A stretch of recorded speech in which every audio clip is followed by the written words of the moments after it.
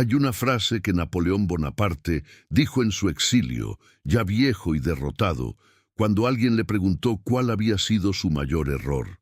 No dijo Waterloo, no dijo Rusia, dijo: esta maldita guerra de España fue la causa primera de todas mis desgracias. El hombre que había conquistado Europa, que había humillado a emperadores y reyes, que cruzó los Alpes y venció en Austerlitz, fue detenido por campesinos, por sacerdotes, por mujeres que lanzaban piedras desde los tejados, por un pueblo que decidió que prefería morir libre a vivir arrodillado. Esta es la historia de cómo España resistió al ejército más poderoso del mundo, y de cómo esa resistencia cambió la historia de todo Occidente. Si esto ya te ha enganchado, dale like ahora mismo, porque esto acaba de empezar, y lo que viene es todavía más impresionante. Imagina que alguien entra a tu casa, echa a tu familia a la calle, pone a su propio hermano en el salón y dice: ahora esto es mío. Anda, ¿qué harías? Eso fue exactamente lo que Napoleón hizo con España en 1808.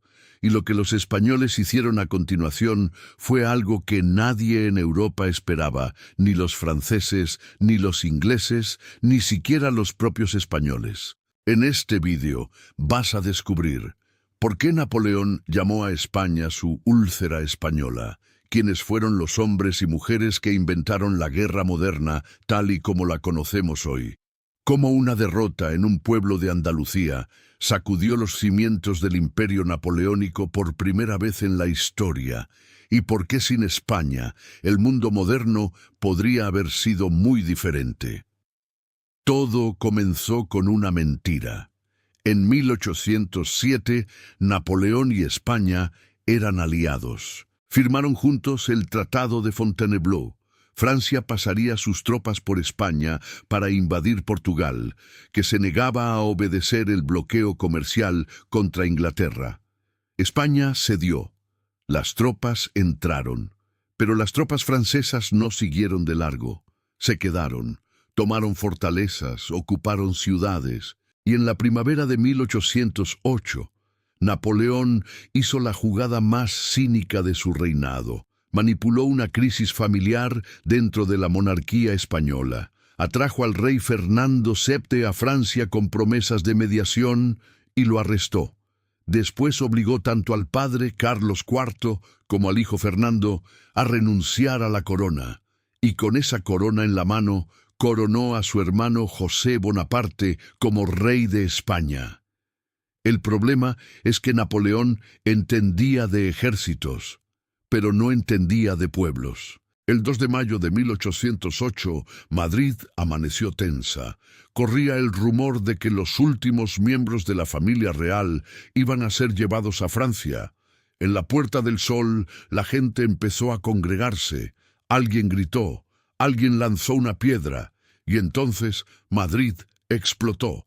Los madrileños se lanzaron contra los soldados franceses con lo que tenían: cuchillos, navajas, herramientas, piedras. El general Murat respondió con artillería y con su temible caballería mameluca.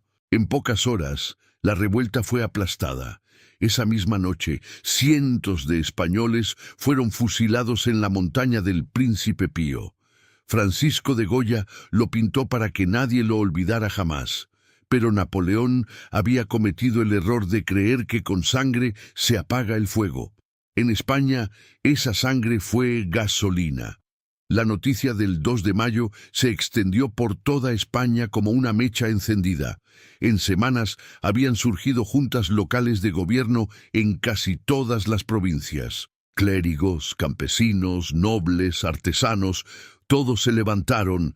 El ejército español regular estaba desorganizado, mal equipado y sin liderazgo claro. En teoría, no tenía ninguna posibilidad. Y entonces llegó Bailén.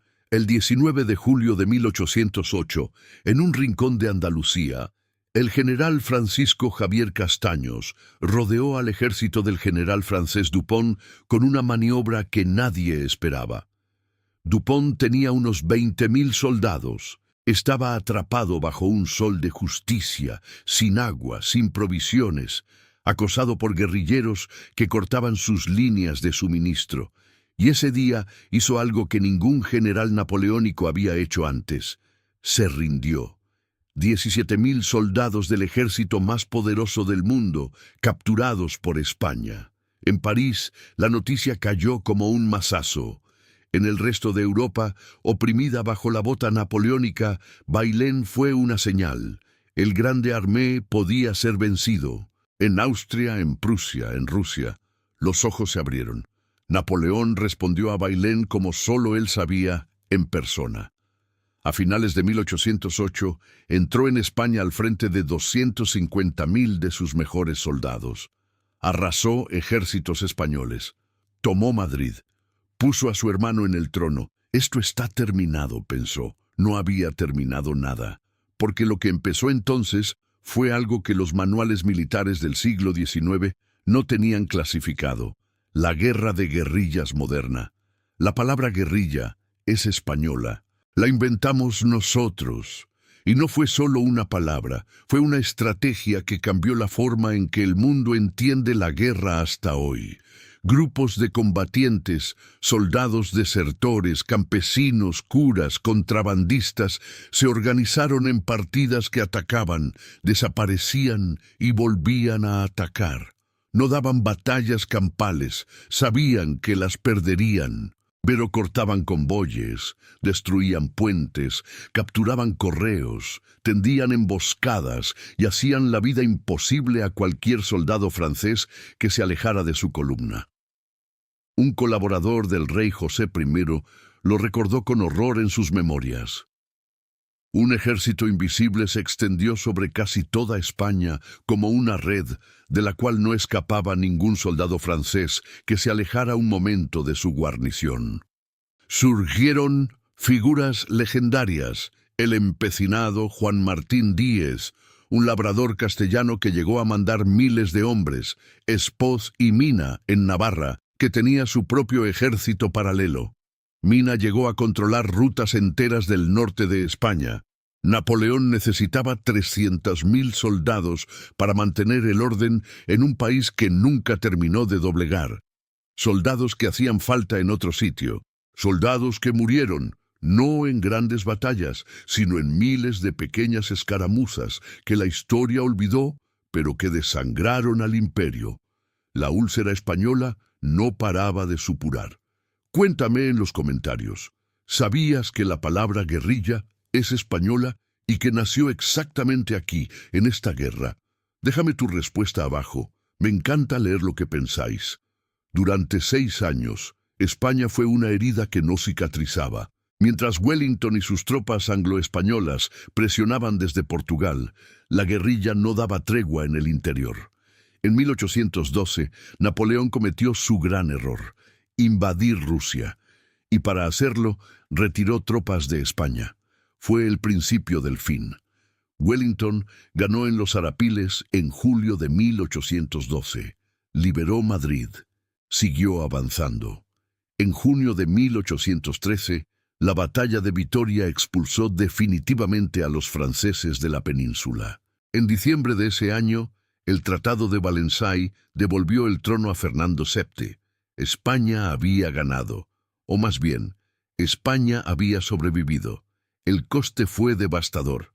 Casi 800.000 muertos, ciudades arrasadas, una economía destruida. Pero algo había nacido en esos 6 años, una identidad nacional española forjada en la resistencia. Y una constitución, la de 1812, que fue la primera de la historia española y uno de los textos liberales más avanzados de su época. Y en su exilio en Santa Elena, Napoleón reconoció lo que ningún enemigo había podido arrancarle antes: una derrota moral.